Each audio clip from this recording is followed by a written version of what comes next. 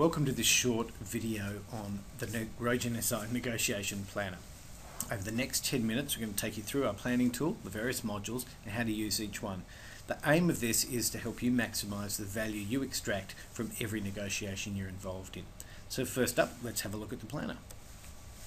The planner is printed out on two A4 pages in this particular version, and it has 5 or 6 different modules that we're going to take you through piece by piece.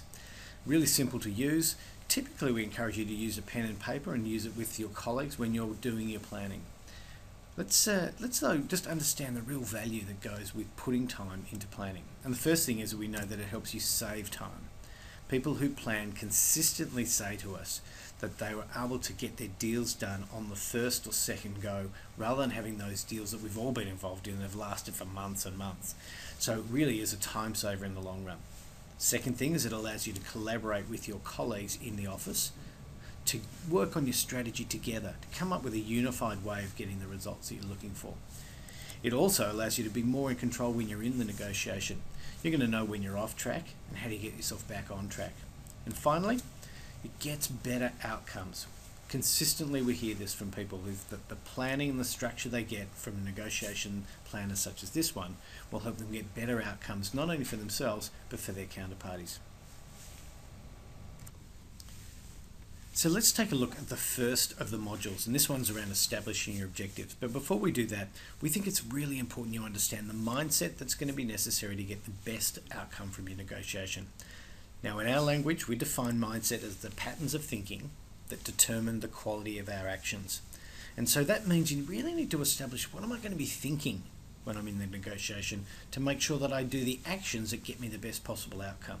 So in this situation, you might decide that the mindset you need is to be win-win and get the best long-term deal for both parties. I think it's important to get that written down and get that agreed by everybody on your team. Next, you need to decide where you're trying to get to. If you don't know where you're going, they say any road will take you there. So setting your objective up front will help you work out the strategies that are most likely to deliver you the outcome you're looking for.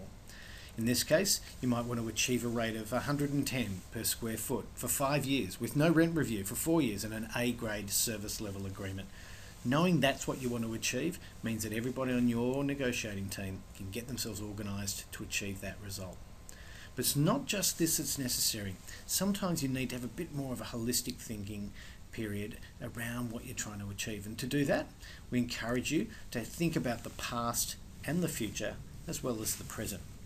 So what do we mean by that? That means sitting down and going, what's the history with this particular stakeholder or counterparty? And what sort of future do we think we're going to have? And therefore, today in the present, what are our current strengths and weaknesses? Now, we think that this kind of thinking will help inform the objectives that are possible and may also inform the mindset that's going to be necessary to get the best result. So now you've got a tick in the box around thinking about the past and the future as well as the present. You've got your objective set and you've got a mindset to match. So you can now move on to thinking about the items that are actually going to be negotiated in this particular negotiation. We always like to think of getting those items out, getting them written down and in priority order to you with the most important things at the top. So they could be items like rate, the term, a review period and a service level agreement. We'd encourage you to list those items and how important they might be to your counterparty. So they may not put things in the same order that you do. And these are the sort of rational things that are going to be haggled about, maybe negotiated on, traded and bargained for in the negotiation. But don't forget that there's some emotional considerations to keep in mind as well. And they're often more important than the rational things. So the planner has a place for you to list out some of those considerations. Now, sort of things that might be really important to you are building a partnership. You may have a strong belief in fairness. And for the counterparty, they may be really keen on making sure they have a win. They may also want to win a prestige client. These things may not be on the table during the negotiation, but they will be informing the way people make their decisions. So it's really good to think about them from both your and your counterparty's point of view. Now that you've identified one of the high priority items, it's important that you understand how much flexibility you have when you come to positioning and trading on that item. This is the rogenSi positioning model, a fantastic tool for helping you to get the deal that you want. So let's say we're working on something like rate. First thing I do is I go, I know where I want to finish up. I want to finish up at 110. That will help me work out what an ideal rate might be, which is 100, and a realistic rate might be 120.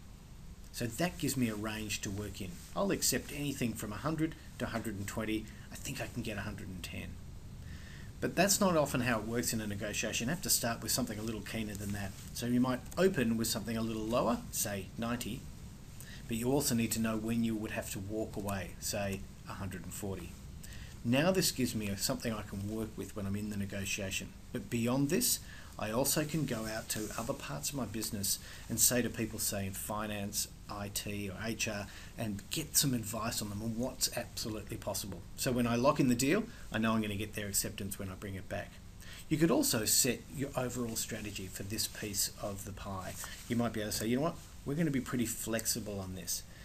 But what flexibility might mean is that you're going to have to get a better deal on something else if you're going to give up on this really important item. And obviously when we're doing positioning and trading, there's multiple items we need to do this for. So our planning tool gives you an area where you can do that, where there's 4 positioning and trading models. One for rate, one for the term, one for the review, one for the service level agreement, for instance. And you can hope and develop a plan that gets you across in the deal zone on each one of those. So there's the positioning tool, really great for designing and working out what your strategy needs to be to get the deal that you want, giving you as much flexibility as you need. So your strategy is really starting together now. This is the last module in this particular planner, and we call it using the famous 5. And what it's designed to do to give you the best chance of controlling and managing the flow of your negotiation.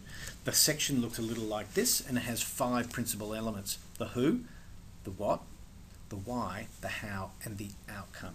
Get these 5 things working for you, and you can increase the likelihood that you and your counterparty can work your way through the negotiation to a successful outcome. So what would be in the who? What would be the key people who are going to be in the negotiation? The what would be your agenda. You might agree on the items, explore positions, and then do your trading. And making sure that you do them in that order will really help you have a successful negotiation. I think it's important that everybody's agreed on why you're there. In this case, they have a vacant property and you need more space. So there is a deal to be done here. In the how, we like to cover off how much time you have, certain ground rules that you might use, and any specific roles that have to be given to people in the room. I also think it's important that both sides agree to the outcome. Are we both here to shake hands on a high-level terms of agreement today? If that's the case, you're more likely to get that outcome if everybody's there for the same reason. So that's the famous 5. 5 key things to help you get more control in your negotiation. So there we are. You've seen all the different modules that make up this negotiation planner. We've had a look at setting objectives and philosophy, developing the rational and emotional influences and items. We've looked at the negotiation meeting setup, the famous 5, and you've seen the positioning and trading models. So one more time, what we recognise from people who plan is that they save time in the long run, making their negotiations more efficient, more effective, and get done on the first or second go rather than lasting for months.